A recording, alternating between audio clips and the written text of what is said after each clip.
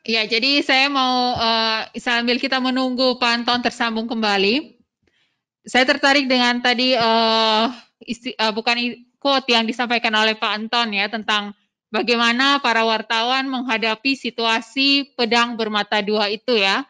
Jadi di satu sisi para wartawan mengakui bahwa tidak ada satu berita pun yang semahal harga nyawa. Namun di sisi lain wartawan juga mempunyai semacam beban moral untuk menyampaikan informasi yang akurat kepada masyarakat. Kemudian Pak Anton juga menggarisbawahi bahwa isu-isu negatif yang harus dimuat dalam berita itu dalam hal pandemi corona ini sangat mempengaruhi ke mental para wartawan karena tidak ada belum ada good news yang disampaikan seperti itu. Uh, ya, mungkin nggak ada masalah lagi dengan koneksi internet. Kita lihat dulu apakah sudah ada pertanyaan di kolom chat.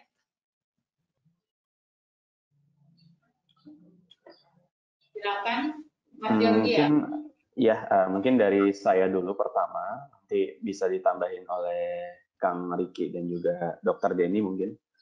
Eh, di sini faktor-faktor yang kita lihat ya terkait pembatasan fisik, perilaku bersih dan nutrisi itu tidak signifikan sebenarnya yang mempengaruhi. Yang kita dapat di sini ya, yang kita dapat dari peneliti tidak signifikan berpeluang lebih tinggi atau lebih rendahnya. Tapi apabila kita lihat itu tadi pembatasan fisik kalau terkait nutrisi itu kalau kita lihat hasilnya positif walaupun tidak signifikan. Sebenarnya di sini kalau kita lihat kita balik lagi ke pembahasannya Pak Aulia, tidak ada dengan tidak adanya hubungan kausalitas ini bisa jadi dengan walaupun dia memiliki nutrisi yang baik, wartawan itu memiliki nutrisi yang baik, tapi ada dengan adanya nutrisi dan tubuh yang sehat, dia tetap menghadapi kejenuhan berita yang dia kerjakan dan juga depresi yang dia hadapi ya, dari berita yang mereka kerjakan. Karena mungkin dengan adanya fisik yang kuat, mereka merasa tubuh mereka mampu untuk mengerjakan berita, namun di luar itu mereka ternyata tidak mampu menghadapi kejenuhan karena tadi tidak adanya variasi berita yang mereka kerjakan. Namun sekali lagi ini sebenarnya nggak ada kausalitas ya, tapi ini mungkin hanya pendapat saya aja. Lalu di luar signifikansi yang kita dapat di sini, kita tetap perlu melakukan hal-hal yang terkait tadi adanya kita melakukan pembatasan fisik, perilaku bersih, dan nutrisi untuk menghindari yang tadi 1,01% itu kelompok yang paling beresiko, yaitu kelompok yang mengalami gejala depresi, mengalami kejenuhan, kekhawatiran, tidak terpenuhnya nutrisi yang baik, tidak melakukan pembatasan fisik, khususnya untuk wartawan masih melakukan perjalanan untuk mengambil berita, dan juga masuk ke daerah-daerah yang terkontaminasi COVID. Mungkin itu aja dari saya. Mungkin juga Kang Riki atau Dokter Denny untuk menambahkan. Oke, boleh saya menambahkan ya, Mbak Sandra? Ini pertanyaan dari Bapak Herialdi ya, dari Unpad ya. Salam hormat, beliau juga rekan saya. Jadi bagaimana kalau faktor-faktor seperti tadi pembatasan fisik, perilaku bersih, nutrisi itu tidak signifikan, itu bisa berarti ada faktor lain yang lebih berpeluang untuk tinggi atau rendahnya gejala depresi gitu ya. Dan kemudian juga yang perlu dipahami bahwa ini bukan hanya kita menghindari gejala depresi, tapi menghindari COVID itu sendiri, penyakit. Bukan berarti ketika pembatasan fisik tidak signifikan ya terhadap peluang gejala depresi, itu kita tidak melakukannya gitu. Jadi hal yang perlu dilakukan juga antisipasi untuk penyebaran penyakit gitu. Dari saya seperti itu. Dari Dokter Denny atau Pak Adiatma, apakah ada tambahan? Ya, ini adalah fakta. Halo, bisa ketemu ya? Ini faktanya seperti Ya, ini. terdengar, Dok. Ya, faktanya seperti ini pada kelompok wartawan. Kenyataannya memang pembatasan fisik, perilaku dan nutrisi tidak berpeluang untuk depressive syndrome. Tapi kalau pada yang lain justru positif. Nah, ini Mengapa?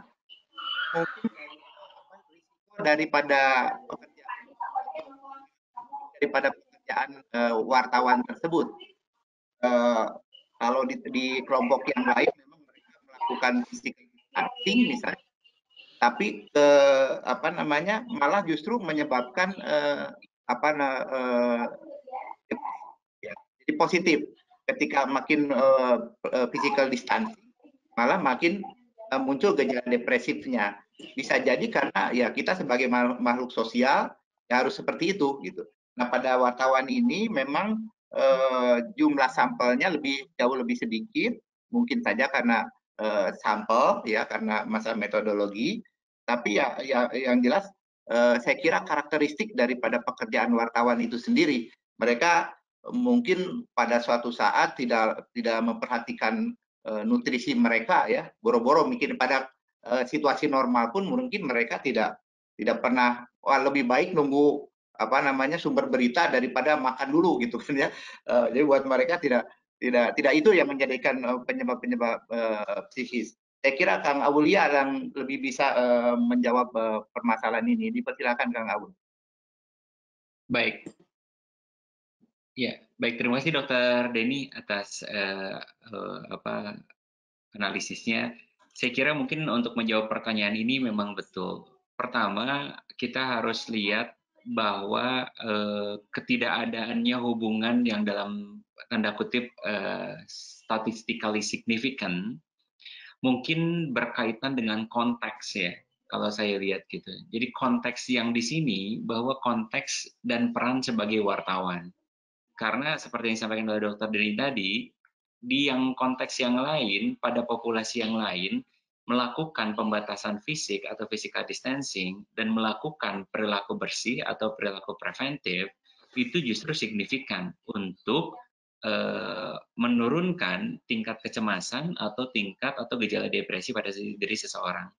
Nah, jadi ini merupakan satu hal yang perlu kita lihat secara lebih jauh, atau mungkin kita lakukan post hoc analysis gitu ya.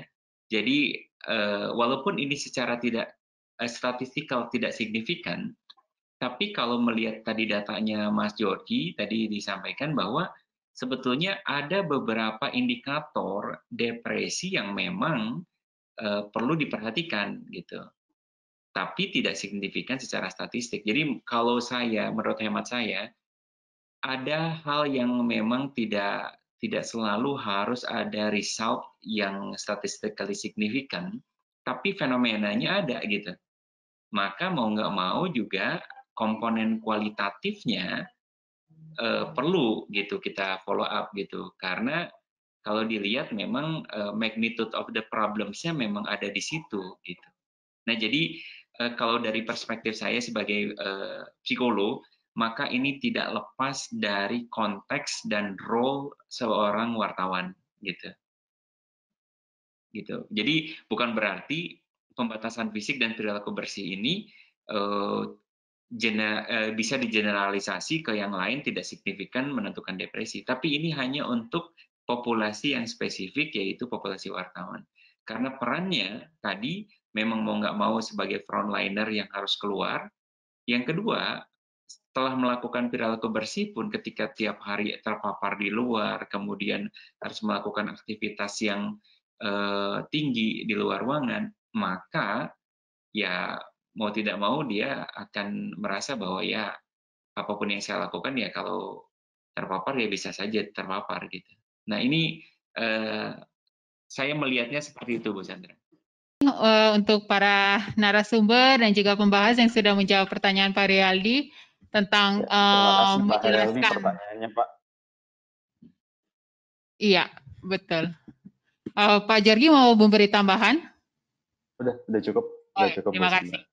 Jadi mumpung di sini masih ada Pak Anton, kita mau menanyakan pendapat Pak Anton karena tadi Pak Aul mengatakan bahwa untuk menjawab ini kita butuh studi kualitatif yang lebih dalam untuk menjelaskan fenomena ini. Jadi mungkin kita bisa mendapatkan gambaran sedikit dari Pak Anton tentang bagaimana, apakah sampai sejauh mana pembatasan fisik, perilaku bersih, dan juga anjuran untuk makan makanan bernutrisi dan sebagainya ini terhadap kesehatan mental. Maksudnya bagaimana para wartawan menanggapi hal ini? Terima kasih. Mungkin kita akan mencoba menelpon lagi, Pak Anton. Iya. Aduh, mohon maaf sekali nih. Saya cuma bisa mendengar tanpa bisa menimpali tadi ya. Mohon maaf sekali. Pak, sekarang sudah bisa didengar, Bu? Sudah jelas, Pak. Sudah jelas ya? Sudah. Ini ada yang perlu saya tambahkan bahwa dalam situasi di mana banjir informasi tentang corona ini begitu hebat di media sosial, ini juga menimbulkan sebuah tantangan sendiri bagi para redaktur. Karena dia harus memilah mana berita yang harus ditindaklanjuti oleh para wartawan, dan mana yang memang tidak perlu atau harus diabaikan. Ada perasaan bahwa ini kalau diabaikan, jangan-jangan ini benar. Tapi kalau ini ditugaskan pada wartawan, kita juga punya pertimbangan bagaimana dengan situasi yang sekarang dihadapi oleh wartawan. Ini dua hal yang sering menjadi kebingungan bagi para redaktur ya. Nah, pada akhirnya kami, terutama para redaktur, agak menurunkan tensi penugasan kepada para wartawan. Karena situasinya memang tidak seperti pada situasi normal.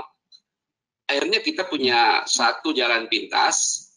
Sekarang silakan bikin berita yang terbaik, yang mampu bisa Anda lakukan dengan fasilitas yang Anda miliki di rumah. Apa saja gitu, silakan. Misalnya untuk mengontak atau untuk mengembangkan sebuah berita itu hanya bisa dilakukan lewat koneksi internet atau hanya bisa dengan kontak telepon, itu saja yang dilakukan. Walaupun sebetulnya itu tidak ideal, tapi itu sudah menggugurkan lah kira-kira ya, sudah menggugurkan syarat dia sebagai seorang wartawan yang setiap hari memang harus memproduksi berita. Nah, untuk tadi ada pertanyaan soal nutrisi dan sebagainya, juga upaya-upaya bagaimana melindungi diri. Ya, alhamdulillah sejauh ini memang dipikir oleh sendiri, misalnya ada ransum yang memang khusus diberikan setiap hari, terutama bagi mereka yang tugas malam dan juga bagi kawan-kawan yang ada di lapangan. Ada multivitamin juga yang diberikan oleh pihak perusahaan kepada kami sebagai upaya untuk melindungi diri. Kami juga dipasang di perusahaan ini ada bilik disinfektan yang khusus dipasang, sehingga setiap mereka yang mau masuk ke ruangan redaksi harus juga melalui bilik tersebut. Ada juga cairan yang kita siapkan di situ untuk cuci tangan dan sebagainya. Itu hal-hal yang memang disiapkan sebagai upaya untuk menghindarkan diri dari paparan wabah ini. Itu dari sisi teknis pekerjaan kita. Non teknis yang kita hadapi adalah pada persoalan bagaimana pendapatan perusahaan juga mengalami penurunan. Menurut perhitungan, kemampuan atau jalannya perusahaan, rata-rata koran, termasuk juga mungkin pikiran rakyat, itu mengalami penurunan yang hampir mencapai 60% lebih. Ada sebuah penelitian yang dilakukan oleh SPS terhadap 434 anggotanya dari seluruh Indonesia, bahwa mendapati kenyataan ada 80% perusahaan pers yang mengaku bahwa mereka sangat tertekan, sangat kuat oleh pandemi ini. Di antara perusahaan itu juga 70% diantaranya mengalami penurunan omset karena memang pendapatan iklan turun drastis. Para pemasang iklan sudah tidak lagi tertarik dalam situasi seperti ini untuk memasarkan produk mereka mungkin. Nah, dari angka-angka itu juga akhirnya ada satu kebijakan perusahaan yang dilakukan agar koran ini tetap bisa bertahan hidup. Salah satunya adalah mengurangi edisi. Jika misalnya dalam 1 minggu ada 7 kali penerbitan, maka 1 penerbitan pada hari Minggu dihilangkan. Kemudian juga ada pengurangan halaman. Dan ketiga adalah pengurangan oplah. Ini sesuatu yang sebetulnya sangat berat dilakukan oleh pikiran rakyat, juga oleh perusahaan yang lain, tapi ini adalah satu jalan keluar yang harus dilakukan agar kami bisa bertahan hidup. Beberapa teman terbitan pers, bahkan ada yang sudah memutuskan untuk tutup sementara, tidak lagi mengunjungi pembaca mereka. Padahal memang kalau sebuah perusahaan koran itu tutup, koran tidak terbit lagi, itu recovery-nya tidak mudah. Karena pelanggan yang sudah sekian lama menjadi pembaca setia, belum tentu dia balik lagi kepada koran tersebut ketika dia terbit kembali. Mungkin dia sudah memilih koran yang lain gitu ya. Sudah pindah ke lain hati gitu, Mbak Sandra ya. Nah ini yang menjadi betul saya setuju tadi dengan apa yang dikatakan oleh Pak Wisnu kalau tidak salah, bahwa memang harus ada intervensi pemerintah agar media massa ini tetap hidup. Dan sebagai informasi saja bahwa hari ini kawan-kawan dari Dewan Pers, dari SPS, ada jumpa pers juga di Jakarta untuk melakukan kampanye bersama, melakukan tuntutan kepada pemerintah agar memberikan perhatian yang lebih kepada pers dalam situasi seperti ini. Itu kira-kira yang bisa saya sampaikan, Pak Sandra dan Bapak-Bapak Ibu yang lain. Terima kasih. Assalamualaikum warahmatullahi wabarakatuh. Waalaikumsalam. Terima kasih banyak Pak Anton untuk pengalaman yang sudah dibagikan. Ya kita lihat ya bahwa dari pihak perusahaan jurnalis sendiri bisa dikatakan seperti itu sudah memberikan banyak inovasi ya, baik itu dengan memperketat misalnya tentang higienitas dari para pekerja, kemudian juga memberikan kelonggaran kepada para wartawan untuk bisa menyampaikan berita dari rumah dengan menggunakan internet, telepon dan sebagainya, kemudian juga dengan mengurangi jumlah edisi dan sebagainya. Hal-hal yang itu sudah banyak dilakukan untuk bisa terus bertahan ya di tengah pandemi COVID ini. Ya, terima kasih. Kemudian ini ada satu lagi pertanyaan. Mungkin Pak Aul bisa menjawab ya tentang dari Ibu Luciana Jaya. Sejalan dengan waktu, tingkat kejenuhan atau depresi akan menurun. Apakah ini benar? Mungkin nanti bisa ditanyakan kepada Pak Aul. Kemudian berapa lama waktunya untuk kejenuhan atau depresi ini akan menurun? Ini berkaitan dengan lamanya PSBB yang mungkin akan diperpanjang atau malah dilonggarkan. Silakan Pak Aul. Ya, baik. Terima kasih Bu Sandra. Jadi kalau ditanya sejalan dengan waktu, apakah tingkat kejenuhan atau depresi akan menurun? Menurut saya ini berbeda dengan prinsip maturasi. Kalau prinsip maturasi itu berkaitan dengan penyesuaian diri. Contohnya begini, kalau ada orang yang didiagnosis breast cancer, di awal pertama dia diagnosis, dia akan sangat distres, akan sangat cemas, bahkan depresi. Tapi seiring dengan waktu, dikatakan bahwa ini modalitas treatmentnya, kemudian begini caranya, kemudian ini social supportnya, dan lain sebagainya, ini akan menurun. Gitu ya. Kenapa? Karena objeknya sudah pasti. Nah, ini agak berbeda pada saat orang dihadapkan pada situasi yang tidak punya endpoint atau tidak punya kejelasan.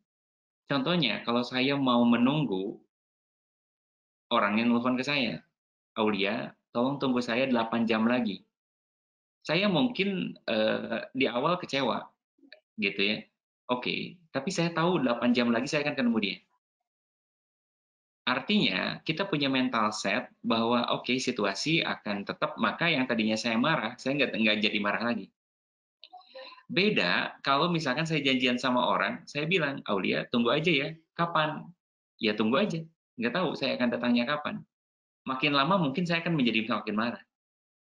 Nah, jadi kalau ditanya seiring dengan dengan waktu apakah kejenuhan atau depresi ini akan menurun, ini sangat tergantung dari kejelasan situasi pandemi ini.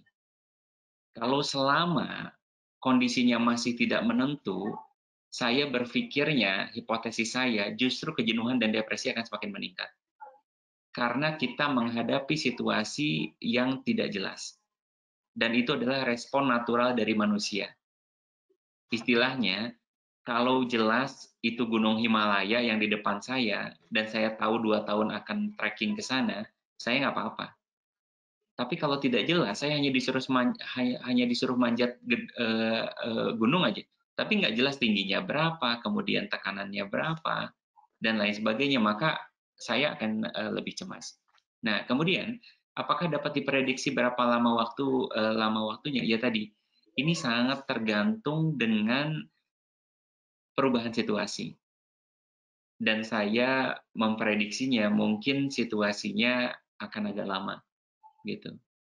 Untuk yang hal ini. Jadi kita siap untuk the worst case scenario sebetulnya. Harus siap dengan itu.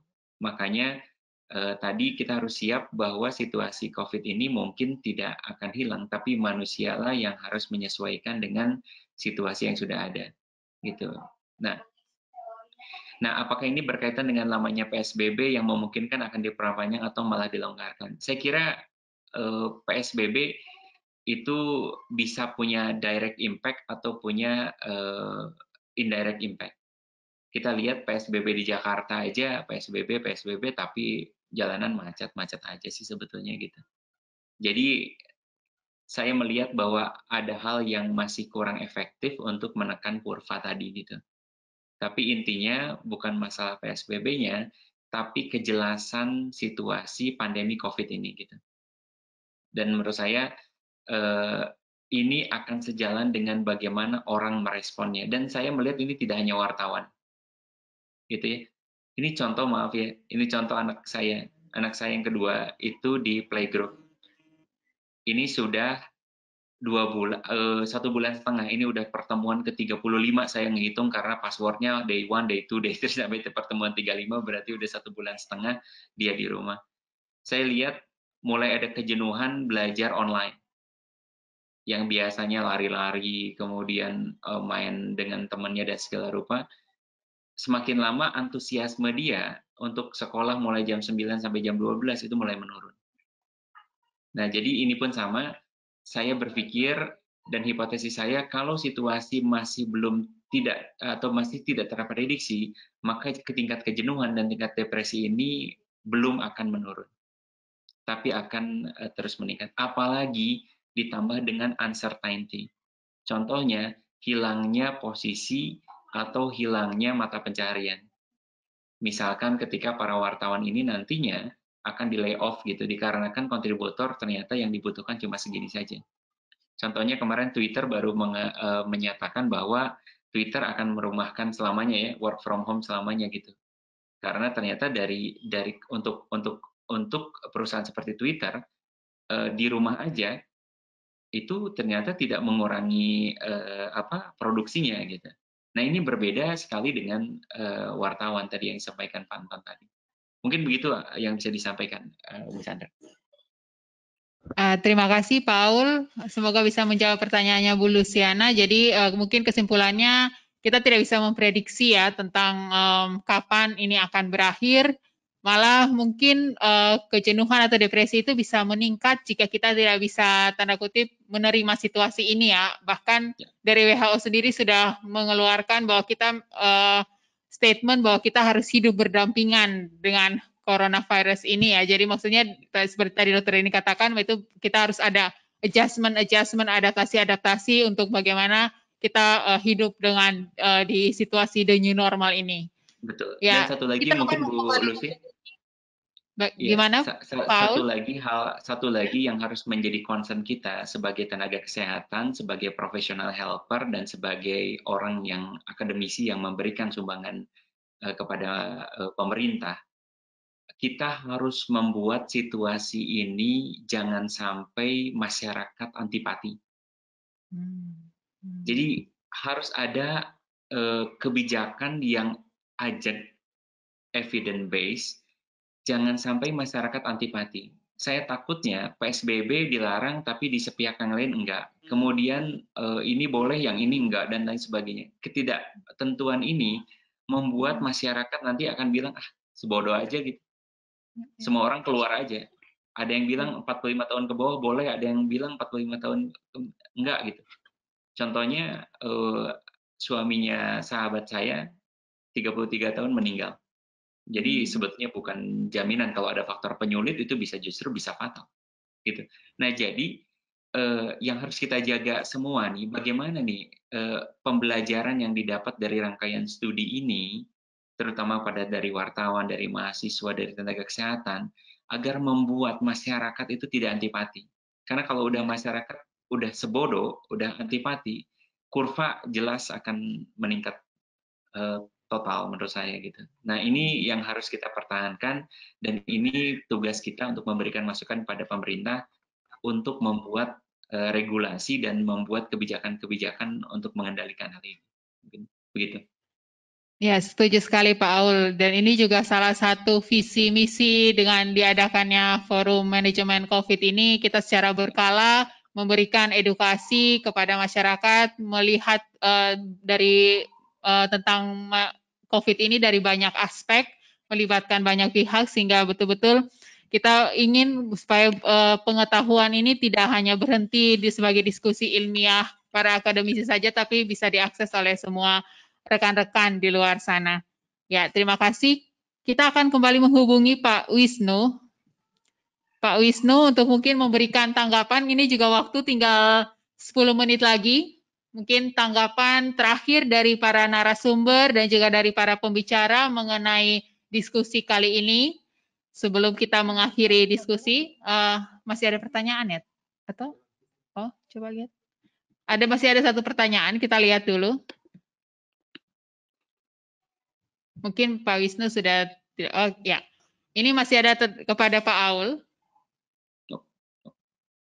Apa yang terjadi jika tidak ada treatment kepada wartawan yang menunjukkan gejala depresi? Ya, kalau misalnya depresi berkelanjutan, itu apa yang akan terjadi? Kemudian apakah ada saran supaya dilakukan wartawan supaya tidak terlalu ini pas sekali untuk menutup diskusi kita. Jadi saran dari segi psikolog mungkin kepada para wartawan supaya tidak terjadi kejenuhan maupun depresi. Terima kasih. Ini pasti wartawan. Baik, terima kasih atas pertanyaannya Bu Yulistin ya. Jadi Bu Yulistin. Jadi kalau ditanya apa yang akan terjadi jika tidak ada treatment kepada wartawan yang menunjukkan gejala depresi atau mengalami kejenuhan, tentu logikanya jika tidak tertangani maka akan terjadi efek yang namanya chronic effect ya, efek kronis gitu. Jadi yang tadinya simptomnya 2 menjadi 3, 3 menjadi 4. Dan kita akan lihat mungkin simptomnya ini akan bertambah dari segi frekuensi, dari intensitas, dari durasi. Sehingga endpoint-nya, kedua hal ini, gejala depresi dan kejenuhan ini, akan satu mengganggu fungsi yang bersangkutan. Yang kedua, menurunnya kualitas hidup dari orang tersebut. Jika sudah terganggu fungsi dan kualitas hidup, maka ini dampaknya jadi mayor gitu, jadi besar. Sehingga mau tidak mau kita harus punya awareness. Kalau melihat kolega kita, mungkin kalau ini atasan dari wartawan sendiri melihat sudah menunjukkan simptom-simptom ini, seyogianya yang bisa dilakukan adalah pertolongan pertama atau first aid kit terhadap gejala psikologis, yaitu menjadi helper buat teman kita. Jadi sebetulnya line pertama itu teman, atasan, kolega, itu bisa untuk membantu. Paling tidak mengajak dia ngobrol dan mengutarakan keresahannya dia gitu. Yang kedua, jika memang terlihat gejalanya tambah, maka harus kita refer ke yang lebih profesional. Jadi mau tidak mau, treatment itu harus ada, gitu. Karena kalau tidak, tadi akan ada efek kronis, semakin lama semakin besar. Kemudian apa yang bisa disarankan dilakukan wartawan supaya tidak terlalu burnout? Ya, burnout itu asalnya dari sesuatu yang dilakukan secara terus-menerus dan monoton, gitu ya. Nah, jadi seperti yang disampaikan oleh Pak Anton tadi, maka ya seharusnya mencari mekanisme baru dan juga mencari hal-hal yang sifatnya excited gitu. Jadi paling tidak harus ada variasi dan ada excitement yang baru gitu. Karena kejenuhan itu hanya bisa dilawan dengan itu gitu, burnout itu. Dan karena kalau saya lihat kalau dari segi motivasi ya pastilah gitu. Mereka sangat termotivasi untuk punya profesi sebagai wartawan gitu. Tapi ketika dijalani ternyata ya kalau hanya bidang liputannya begitu-begitu saja, kemudian lingkupnya hanya di situ, kemudian ruang geraknya juga tertutup, maka ini pasti akan terjadi burnout gitu. Nah, jadi ini kita harus pikirkan bersama bagaimana membuat variasi yang bisa membuat dinamika pekerjaan dan juga dinamika berita yang ada di masyarakat menjadi lebih bervariasi gitu, sehingga kejenuhan bisa kita tangani gitu. Mungkin itu yang bisa disampaikan. Terima kasih Pak Aul. Jadi ini sepakat ya, dan ini sepertinya dalam setiap diskusi tentang kesehatan mental, ketika ada pertanyaan tentang apa yang harus dilakukan, memang selalu jawabannya adalah mencari treatment sedini mungkin ya. Dan tadi juga di presentasi dari narasumber juga sudah memberikan ada beberapa opsi yang bisa kita manfaatkan, walaupun memang harus kita akui bahwa sistem untuk kesehatan mental di Indonesia tuh belum terintegrasi, orang belum masih belum tahu ya harus menghubungi kemana-kemana, tapi sudah ada upaya-upaya yang dilakukan oleh. Betul, tambahannya data yang disajikan oleh Mas Riki dan Mas Jorgi, itu kita tidak hanya fokus ke risk factor, tapi fokus juga ke protective factors. Jadi kita jangan melihat faktor-faktor resikonya saja, tapi protective factors-nya. Misalkan tadi disampaikan bahwa pekerjaan yang tetap, kemudian olahraga rutin, kemudian itu jadi two side of the coins. Yang satu kita minimalisasi risk factors, tapi yang di satu pihak usaha preventif kita adalah dengan cara mendorong protective factors gitu. Nah, gitulah yang harus kita kaji. Jadi kalau risk factors, misalkan virus ini belum tentu selesainya kapan, berarti protective factors lah yang harus kita kuatkan gitu, sebagai usaha preventif gitu. Mungkin itu. Ya, betul. Itu usaha yang sederhana tapi pasti akan berdampak besar juga untuk kesehatan mental kita, yaitu dengan mencegah, dengan mendorong protective factor tadi ya, misalnya dengan melakukan aktivitas fisik, melakukan hobi, atau mungkin makan makanan yang bergizi dan sebagainya. Terima kasih. Ini waktu juga tinggal beberapa menit lagi. Saya mungkin memberikan kesempatan terakhir kepada Pak Anton, lalu nanti Mas Jorgi, Pak Riki, dan juga Pak Aulia, dan kami harap Pak Wisnu masih bergabung dengan kami untuk memberikan semacam 1-2 kalimat yang bisa disimpulkan dari, atau mungkin kesan maupun pesan yang bisa diambil dari webinar kali ini. Kita mulai dari Pak Anton dulu, Pak. Terima kasih. Kita telepon lagi ya, Pak ya.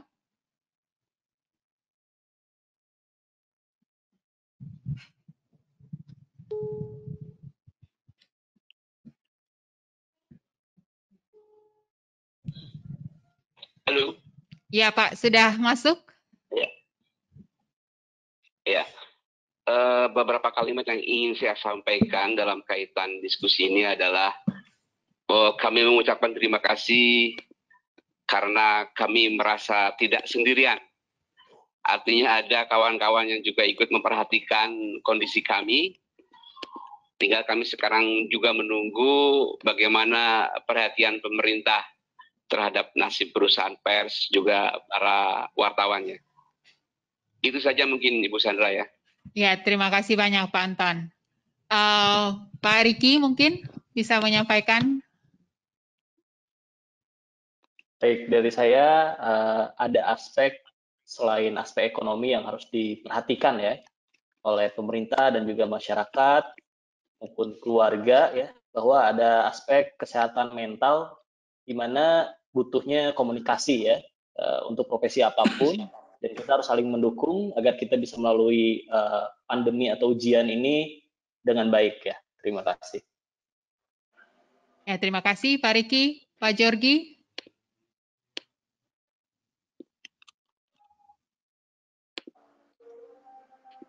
Ya, saya mau mengucapkan terima kasih khususnya untuk penyelenggara PKMK, FKKMK UGM, dan juga masukan dari para pembahas.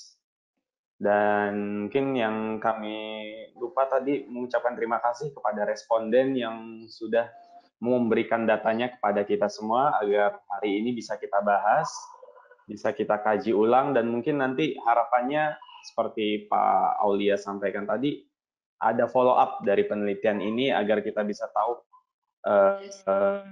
bisa mengukur ke depannya seberapa jauh hal-hal yang mempengaruhi gejala depresi, khususnya untuk wartawan. Mungkin itu aja. Terima kasih atas waktunya, Bu Sandra. Terima kasih. Pak Aul, silakan Pak, satu kalimat untuk menutup diskusi kita kali ini.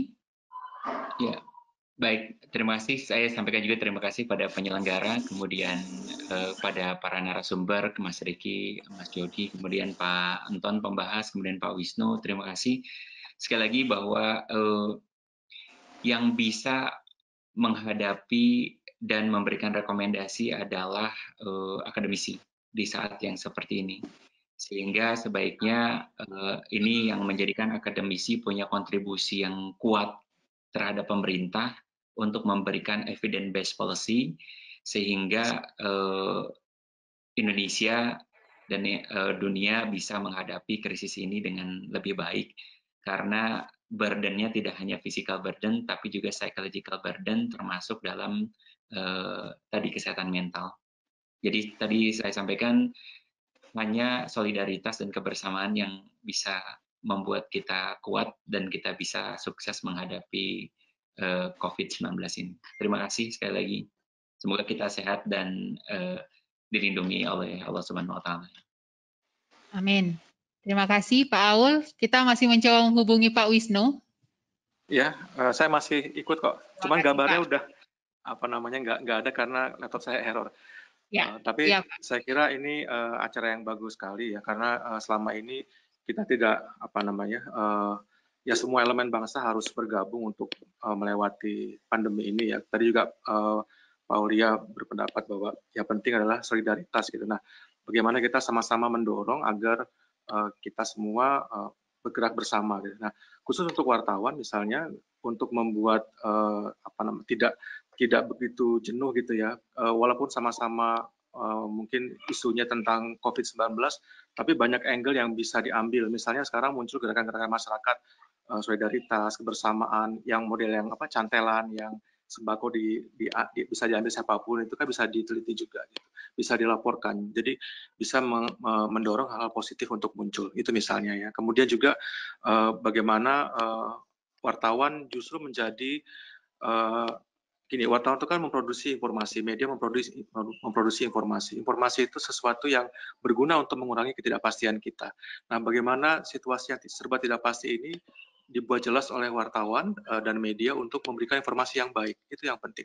Karena kalau tidak, ya apa yang disampaikan oleh pemerintah, negara akan tidak bisa ditangkap oleh masyarakat. Jadi perannya masih sangat besar, sehingga ini diskusi yang bagus. Semoga seperti harapan kita semua bisa mendorong kita bisa melewati pandemi ini dengan sebaik-baiknya. Terima kasih, Mbak Sandra. Ya, terima kasih banyak, Pak Wisnu. Ya, demikian mungkin diskusi kita pada webinar kali ini. saya mau menyimpulkan mungkin yang bisa kita simpulkan kali ini bahwa kita setuju bahwa di tengah era pandemi COVID ini, profesi wartawan itu termasuk profesi yang beresiko dan punya semacam tekanan yang lebih besar untuk bagaimana menerjemahkan informasi-informasi dari pemerintah kepada masyarakat, apalagi ditengarai dengan banyaknya berita-berita hoax dan sebagainya yang beredar di masyarakat, sehingga profesi wartawan ini menjadi krusial. Namun juga wartawan berdasarkan hasil studi yang sudah dilakukan menderita juga banyak gejala-gejala kesehatan mental, seperti misalnya gejala depresi, gejala kecemasan, kejenuhan dan sebagainya. Dan dari segi wartawan sendiri, wartawan menginginkan bahwa adanya lebih besar lagi peran serta pemerintah, peran serta negara dalam hal ini dalam melindungi profesi wartawan. Dan setuju sekali atas usul dari para pembahas kita kali ini bahwa kita harus saling mendukung, saling bersolidaritas satu sama lain untuk bagaimana kita bisa hidup berdampingan dengan situasi seperti ini dan kita bisa keluar bersama-sama dalam menghadapi pandemik ini. Terima kasih. Saya selaku moderator kali ini saya meminta terima kasih yang sebesar-besarnya. Kami dari saya juga mewakili dari tim dari Fakultas Kedokteran dari Ibu Siwi, kemudian dari Health Promotion UGM yang bekerjasama dengan FKM Prodi IKM Unpad dan juga dengan CHATS FE Unpad. Kami mengucapkan terima kasih sebanyak-banyaknya kepada Bapak Ibu yang saat ini sudah mendengarkan webinar kali ini. Kami akan merangkum webinar kali ini dalam bentuk reportase dan juga materi dari pemateri bisa diakses nanti di forum di manajemencovid.net. Kemudian video ini juga direkam, webinar kali ini direkam dan akan diupload juga di sana, sehingga semua yang mungkin belum bisa mendengarkan kali ini bisa mengakses di sana. Saya mengucapkan terima kasih banyak kepada Mas Yorgi, Mas Riki yang sudah menyampaikan materi pada hari ini, lalu kepada Pak Aulia, Pak Anton, dan juga Pak Wisnu yang sudah memberikan pembahasannya yang sangat menarik sekali. Ini sudah banyak ide terkumpul ya, kita berharap bahwa mungkin para mahasiswa S2, ada yang berencana untuk sekolah lagi, bisa ketika mendengar ini mungkin ada banyak ide-ide penelitian lanjutan yang bisa kita kembangkan lagi dari penelitian yang sudah diadakan oleh CHATS FE Unpad ini. Terima kasih. Saya mengucapkan juga selamat menunaikan ibadah puasa untuk yang sedang menjalani ibadah puasa. Terima kasih dan salam sehat untuk kita semua. Selamat siang.